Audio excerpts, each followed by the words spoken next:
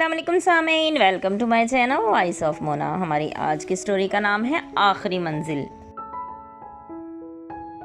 خدیجہ کی شادی ہوئی تو وہ تب اتنی سمجھدار نہیں تھی۔ بہت خوبصورت تھی لیکن پڑھی لکھی زیادہ نہیں تھی، ویسے پڑھ لکھ لیتی تھی اور سلیقہ مند بھی بہت تھی۔ شوہر سرکاری ملازم تھا۔ اسے اللہ نے 2 بیٹے اور 1 بیٹی عطا کی۔ بیٹے جڑواں تھے اور بیٹی سے 3 سال بڑے تھے۔ بیٹی ابھی پیدا ہی ہوئی تھی کہ دروازے پر سائرن کی آواز آئی۔ باہر ایمبولینس آئی تھی۔ ایک دم کوہرام مچ گیا۔ خدیجہ کے شوہر عابد کا ایکسیڈنٹ ہوا تھا اور اس کی ڈیڈ باڈی آئی تھی۔ سب پریشان تھی، یہ کیا ہو گیا؟ عورتیں باتیں کرنے لگی کہ یہ بچی ہی منحوس ہے۔ بات خدیجہ کے کانوں تک پہنچی۔ اس نے چیخ کر کہا، وہ تو ابھی دنیا میں آئی ہے، اس کا کیا قصور؟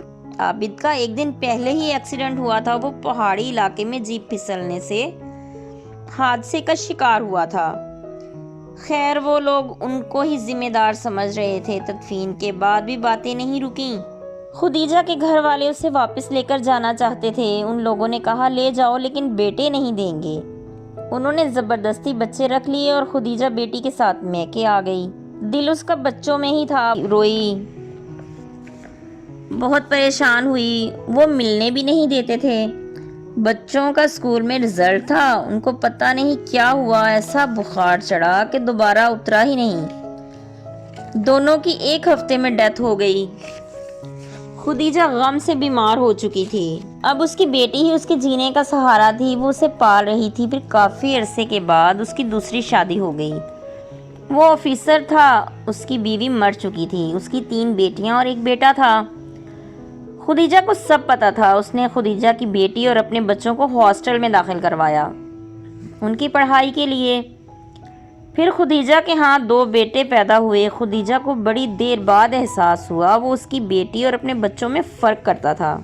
ثانیہ گھر آتی تو وہ جھگڑا کرنے لگتا۔ ثانیہ کی تعلیم مکمل ہوتے ہی اس نے دوسرے شہر میں اس کی سرکاری نوکری لگوا دی۔ خدیجہ نے کہا کہ وہ کیسے رہے گی تو اس نے بولا میں نے سب بندوبست کر دیا ہے۔ خدیجہ کو اس سے نفرت ہونے لگی تھی مگر وہ بے بس تھی۔ ثانیہ نوکری کر رہی تھی۔ خدیجہ اس کے پاس ملنے جاتی۔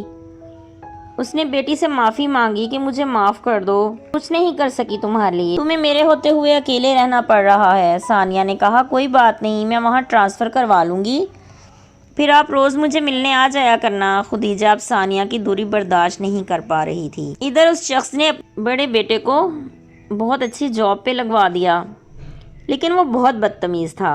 وہ اکثر باپ سے پیسوں کے لیے جھگڑا کرتا۔ ایک دن جھگڑا اتنا بڑھا کہ اس نے اس کا ہاتھ مروڑ دیا تو ہاتھ میں سے خون نکل آیا۔ اسی وقت ثانیہ گھر میں داخل ہوئی۔ وہ شاید چھٹی آئی تھی ماں سے ملنے کے لیے۔ وہ بھاگ کر ڈاکٹر کو لے آئی، پٹی کروائی، دودھ میں پتی ڈال کے باپ کو دی۔ وہ رونے لگا اور ثانیہ سے معافی مانگی کہ میں نے تمہارے ساتھ غلط سلوک کیا، سزا ملی ہے مجھے اس کی۔ ثانیہ نے کہا نہیں، آپ بڑے ہیں، آپ نے جو کیا اچھا کیا۔ خدیجہ کو اپنی بیٹی پر فخر ہو رہا تھا۔ پھر وہ جانے لگی تو اس نے خود ہی روک لیا، تم ہمارے ساتھ ہی رہو۔ نہیں ابھی تو میں نہیں رہ سکتی، مجھے سرکاری رہائش چھوڑنے کے لیے پہلے اپلیکیشن دینی ہوگی، پھر کوشش کروں گی اور شاید آ بھی جاؤں۔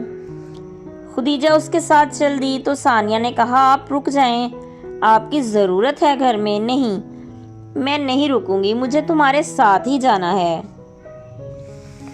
اور وہ ثانیہ کے ساتھ چلی گئی۔ جیتے رہیے، خوش رہیے۔ ملتے ہیں اگلی کہانی کے ساتھ۔